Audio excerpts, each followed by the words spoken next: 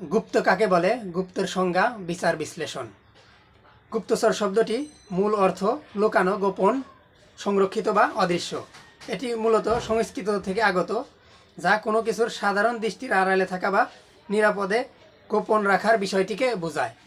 সাধারণ অর্থ: কোনো কিছু লুকানো বা গোপন থাকা, যেমন গুপ্তধন বা গুপ্তচর।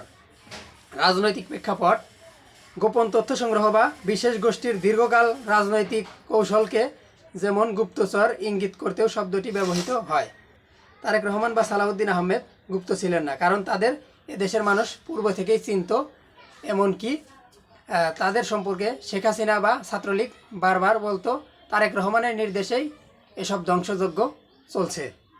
তাই তাকে যেমন সরকার চিনতেন, তার কর্মীদেরও চিনতেন, তাই তাদের নামে মামলা হতো। প্রকারভেদ: গুপ্ত দুই প্রকার, যথা: এক সুশীল গুপ্ত, দুই অশ্লীল গুপ্ত। সুশীল গুপ্তরা সুশীল ভাষায় তাদের ন্যারেটিভ বাস্তবায়ন করে। অশ্লীল গুপ্তরা অশালীন ভাষা, ভিডিও, ফটো, ফটোকার্ড ইত্যাদি মিথ্যা প্রপাগান্ডা ছড়ায়। গুপ্ত আসলে কারা? যারা সাধারণের কাছে অচেনা ছিলেন তারা, যেমন সাদিক কাইম, এস.এম. ফরহাদ, কারণ তারা 5 আগস্টের পূর্বে সাধারণ জনগণ তাদের চিনত না বা তাদের বিরুদ্ধে কোনো মামলা বা হামলা হতো না।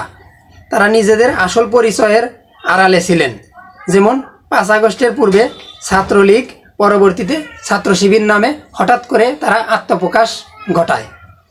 তাই সংজ্ঞা অনুযায়ী তারাই মূলত গুপ্ত। গুপ্তের সুবিধা: যেখানে জুলাই আন্দোলনকে কেন্দ্র করে বিএনপি, ছাত্রদল, যুবদল, ভিপি নূর বা অন্যান্য যুগপৎ আন্দোলনের নেতৃত্ব জেল খাটছিলেন, তখন তারা ছিলেন ধরাছোঁয়ার বাইরে। আন্দোলন সফল না হইলে এই সমস্ত গুপ্তদের কিছুই হতো না, কিন্তু পক্ষান্তরে সকল প্রকাশ্য রাজনৈতিক সংগঠন এবং তাদের নেতাকর্মীরা সরকারের দ্বারা বিভিন্নভাবে হামলা মামলার শিকার হইতেন এবং হয়রানির শিকার হইতেন। তাই এক্ষেত্রে গুপ্ত থাকা অনেকটা সুবিধাজনক অবস্থান দাঁড় করায়। গুপ্তের অসুবিধা: তারা নিজেদের বীর যোদ্ধা হিসেবে পরিচয় দিতে পারে না, কারণ তারা সামনে থেকে নয়, পিছনে বা আড়াল থেকে আঘাত করে। তারা অগোচরে লুকিয়ে থাকে, এজন্য গুপ্ত ব্যক্তি কখনো নিজেকে বীর হিসেবে উপস্থাপন করতে পারে না।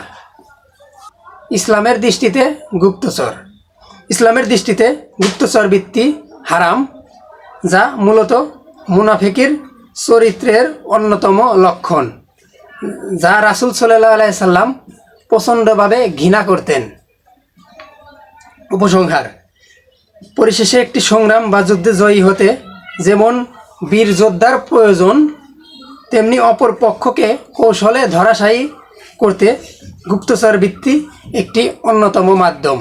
তাই যেমন একটি সংগ্রাম বা যুদ্ধকে জয়ী করতে বীর যোদ্ধার যেমন গুরুত্ব আছে, ঠিক তেমনি গুপ্তচর বৃত্তিরও গুরুত্ব অপরিসীম। জুলাই আন্দোলনকে ত্বরান্বিত করতে তারেক রহমানের বার্তা ছিল: যদি তুমি ভয় পাও তবে তুমি শেষ, যদি তুমি রুখে দাঁড়াও তবে তুমি বাংলাদেশ। আমি বলতে চাই, যদি তুমি গুপ্ত হও নেই কোনো রেশ, যদি তুমি মিথ্যা প্রপাগান্ডা ছড়াও তবে তুমি জনতার আক্রোশে হবে শেষ। তাই সকল গুপ্তদের সাবধান করে রচনা করছি শেষ।